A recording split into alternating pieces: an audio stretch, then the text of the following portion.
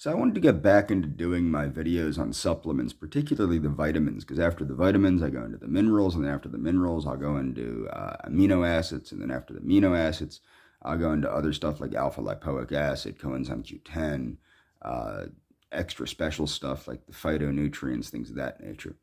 But I'm only on vitamin B6 so far because of all this rigmarole going on in my life that's distracted me from doing the supplements I do. So I wanted to do one on vitamin B6. Now, before I start this, I want to remind people I'm not a doctor, I'm not a physician, not a DO, not an MD, not a chiropractor, not a dietitian, not a nutritionist. I don't do any of those things. So I'm going to start by explaining some of the things. Most of this was gathered from the Linus Pauling Institute. Linus Pauling, people that don't know who Linus Pauling was, he's the guy that basically got two unshared Nobel Prizes, one in peace and one in chemistry. And he's also the gentleman that, he started using intravenous vitamin C in the treatment of cancer, and also developed theories about vitamin C, which in some ways have later been proven in clinic. Some of his research was reproduced, but instead of using intravenous vitamin C, they used oral vitamin C, which caused people to lose their bowels and things like very ridiculous research if they're saying it was to reproduce what Dr. Pauling had done, because it wasn't. But Dr. Pauling, in the context of anti-aging, in the context of gerontology, Dr. Pauling was the co-discoverer of the form of medicine with Dr. Abraham Hoffer called orthomolecular medicine, which is about using the right molecules to prevent disease. This was later proven by Dr. Bruce Ames in his triage theory of aging and disease. So vitamin B6, or pyridoxine, is a very interesting vitamin. It's like a lot of the other B vitamins, mostly in the context of aging. What you're seeing with vitamin B6 is, of course, it has an antioxidant effect. Okay, and there will be, of course, links in the description.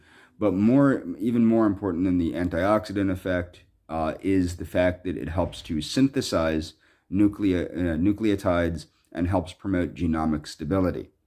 Okay, through its role as a vitamin, it's necessary for that. So obviously, I wrote down some of this stuff. You can't remember all this at once, but B6's benefits to the nervous system is that it catalyzes which means it helps the synthesis of serotonin and dopamine. It also helps to synthesize red blood cells. It helps to reduce niacin deficiency through helping the conversion of tryptophan to niacin. It may help reduce hormone-driven diseases.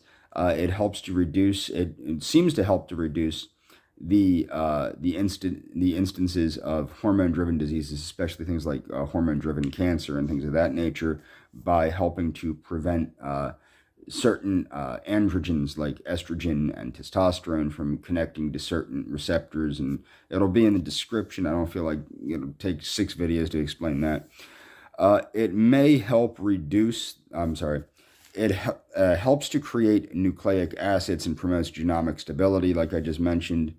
Adult men and adult women should get around 1.3 milligrams per day. Pregnant women and breastfeeding women need about 2 milligrams per day. It prevents cardiovascular disease, particularly through its reduction of homocysteine. It reduces inflammation, which also helps to prevent things like cancer.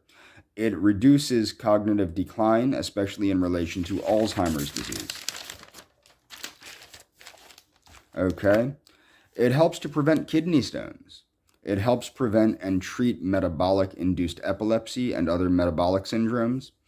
It treats morning sickness. It helps with PMS. It helps with depression. And it helps with carpal tunnel syndrome. Toxicity is after of about 1 gram of supplemental pyridoxine or vitamin B6. So that's quite a lot. And this usually would be over the long term. And if there is a toxicity, which seems to be rare, it would develop as painful neuropathy. as I've said, the thing with a lot of the vitamins, and I'm going to post a link to Bruce Ames's triage theory of aging and disease, which I think is probably one of the better theories, although the other theories seem to all pertain to that one theory. It seems to be almost like a unifying theory, but you have to understand, aging takes place.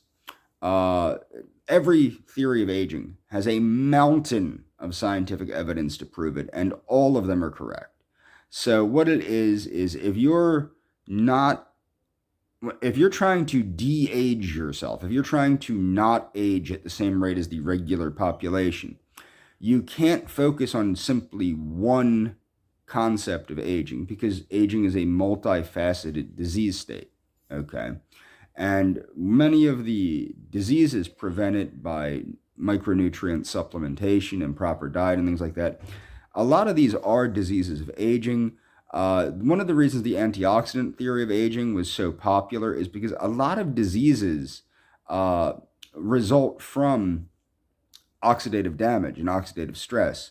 And another thing is oxidative damage and oxidative stress do cause cellular senescence, which is essentially aging. Okay, so you can't say that one theory is better than others, but the thing I like about the triage theory is it does seem to be the root cause of many other theories.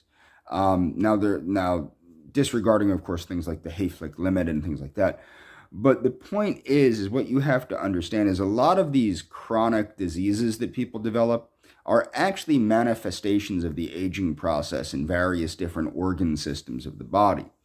And this is why proper supplementation, like micronutrient optimization, is so important.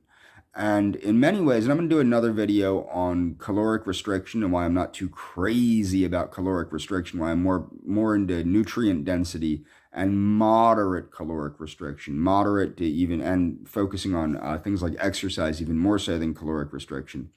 But you want to focus on micronutrient optimization, because without without optimizing your vitamins, your minerals, and your amino acids and certain cofactors that aren't considered vitamins, as well as certain things like phytonutrients and things of this nature, you can't hope to retard the aging process too much at all, because these things are needed as with orthomolecular medicine, like Dr. Abraham Hoffer, who treated schizophrenia with niacin, and Dr. Linus Pauling, who was using vitamin C to treat diseases, and as well as every other nutrient.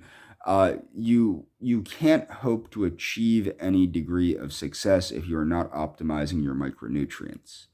And that's all for this video. Please follow the links in the description.